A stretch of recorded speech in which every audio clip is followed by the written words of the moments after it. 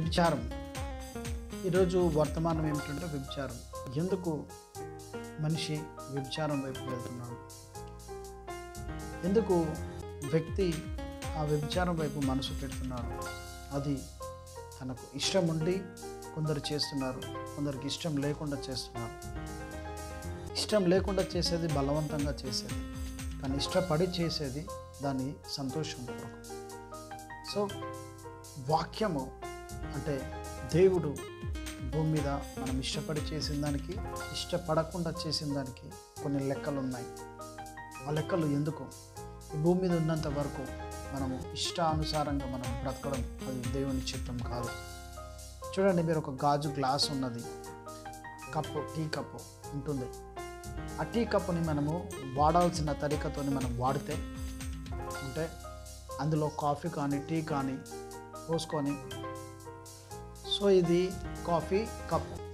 ఈ coffee cup మనము దీంట్లో కాఫీ పోసుకొని తాగొచ్చు, పాలు పోసుకొని తాగొచ్చు, ఇంకా టీ పోసుకొని తాగొచ్చు, డికాషన్ పోసుకొని తాగొచ్చు, వాటర్ పోసుకొని తాగొచ్చు. దీన్ని ఈ పదార్థం, ఏ పదార్థమైనా, పదార్థాలు ఎన్ని రకాలైనా దానికి పాత్ర ఇది ఒకటే.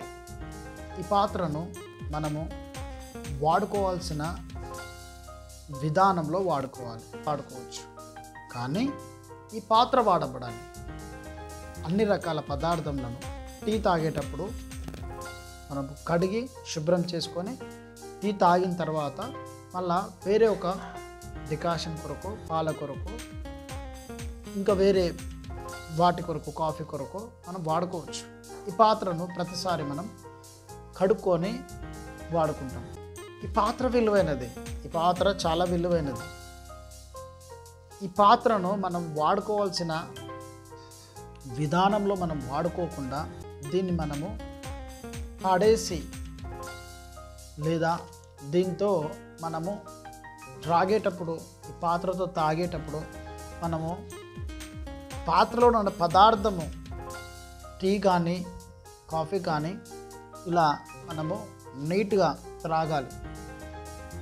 ఆ పదార్థము తాగాలి, కానీ పాత్రను మనము పాడు చేయొద్దు. పాత్రను ఎందుకు పాడు చేయొద్దు? ఒకవేళ ఇది గాజు కుక్క చూస్తుంది బాగుంది కదా అని పదార్థం త్రాగేటప్పుడు మనము ఇలా మన పెదాలకు ఆనించుకుంటూ మనం త్రాగుతాము, కానీ మన పండ్లతో మనము దీన్ని కొరకలేము. ఒకవేళ కొరుకుతే ఏం జరుగుతుంది? పదార్థము తాగాలి, కానీ పాత్రను డిస్టర్బ్ చేయొద్దు. పాత్రను ఎందుకు డిస్టర్బ్ చేయొద్దు? ఇది ఎంత సున్నితంగా ఉందో, ఎంత నాజుగ్గా ఉందో, ఎంత చూడడానికి ఆకర్షణీయంగా ఉన్నా ఈ పదార్థము త్రాగుతున్న ఈ పాత్ర మనకు సహకరిస్తున్నది, కానీ ఈ పాత్రను మనం పాడు చేయదు. దీన్ని మనము దుర్వినియోగం చేసుకుంటే, అంటే మన పనులతో దీన్ని మనం కొరికి, ఇది తినే పదార్థం కాదు, త్రాగే పదార్థం, ఒక పాత్ర ఇది. ఇందులో నుంచి మనం త్రాగితే పదార్థము నేరుగా మన లోపలికి వెళ్తుంది, మనకు సహకరిస్తుంది పాత్ర. కానీ ఈ పాత్ర మనము పనులతో, అంటే మనకున్న పంటితో మనం కొరికితే పెదాలకు రక్తం గాయం అవుతుంది. పంటితో కొరకగానే పండ్లు గట్టిగా ఉంటాయి, ఇది గట్టిగా ఉంది, ఇది పగిలిపోతుంది. పగిలిపోయి ఇది శరీరంలో ప్రతి భాగంలో లోపల మనకు డిస్టర్బ్ చేస్తుంది. ఆ ముక్కలు వెళ్ళి లోపలికి వెళ్ళిపోతాయి. పదార్థము వెళ్ళాల్సిన చోటకు పాత్రను పగలగొట్టి మనము త్రాగితే మన శరీరానికి ఎంత డేంజర్ కదా. ఈ పాత్రను అదే రీతిగా దీన్ని మనము త్రాగి అక్కడ విసిరేసి ఇంకొకసారి పనికి రాకుండా మనం చేస్తే దానిపైన ఎవరో ఒకరు నడుచుకుంటూ వెళ్తారు. కాళ్ళకు గాజు పెంకలు, ఆ పగిలిన ముక్కలు మనకు తాకుతాయి. దాని మీద మనం అడుగులు వేసిన తర్వాత ఏమవుతుంది? దానిపైన కాళ్ళు పెట్టిన తర్వాత మనకు గుచ్చుకొని రక్తము చేసిన తర్వాత సెప్టిక్ అవుతుంది. మళ్ళీ ఒక ప్రొసీజర్ ఉంటుంది దానికి. సో పాత్రను మనం వాడుకోవాలి. అలాగే ఈ దేహము దేవుడు చేసినది. నువ్వు ఇంట్లో ఒక షాప్కి వెళ్ళి కొనుక్కొని వచ్చిన పాత్రను నువ్వు దుర్వినియోగపరచుకుంటే, నీ కాళ్ళకు హాని చేయగలిగితే, నీ శరీరానికి ఈ పాత్రతో నువ్వు పదార్థంను త్రాగి యూటిలైజ్ చేసుకోవాల్సిన ఈ పాత్రను నన్ను పంటితో కొరికితే లోపలికి వెళ్ళి శరీరము గాయపరిచి నాలుకకే హాని జరగవచ్చు. పెదవులకే హాని జరగచ్చు, లోపలలో మింగిన తర్వాత లోపల భాగాలకు హాని జరగచ్చు.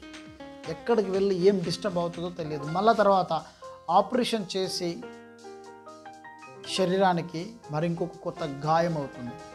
సో రక్తము వెళ్ళిపోతుంది.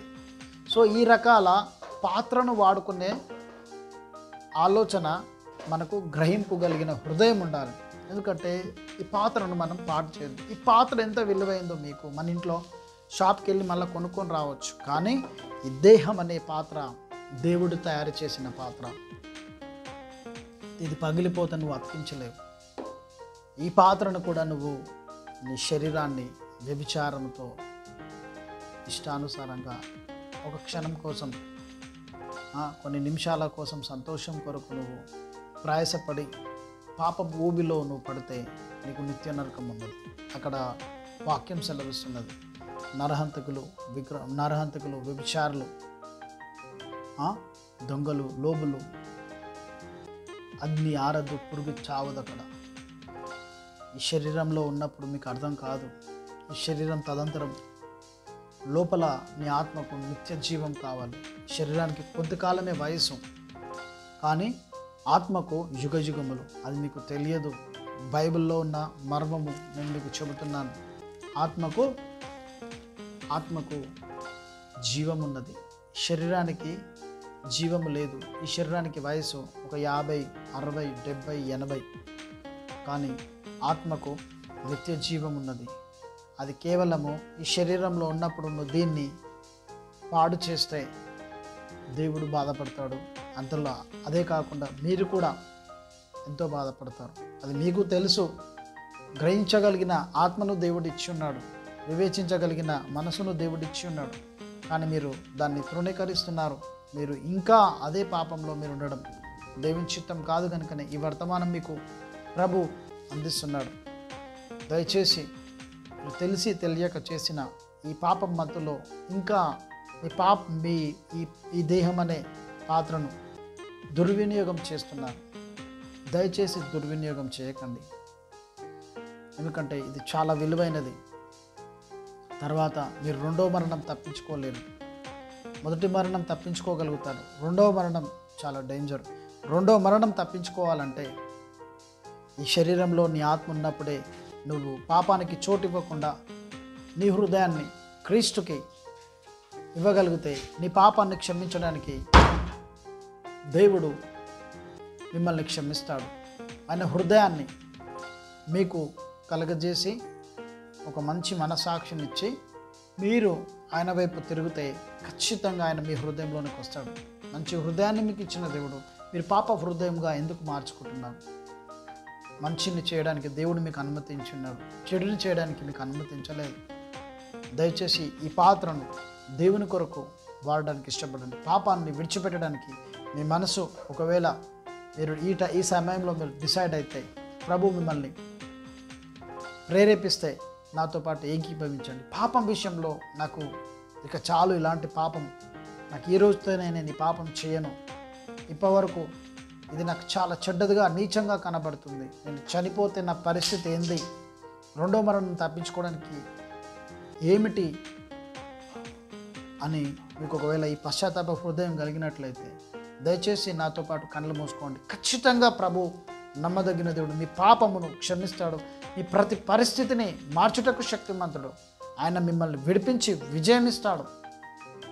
ఆయన కార్చిన రక్తంను బట్టి మీకు విజయం ఉన్నది, మీకు జయ జీవితం ఉన్నది.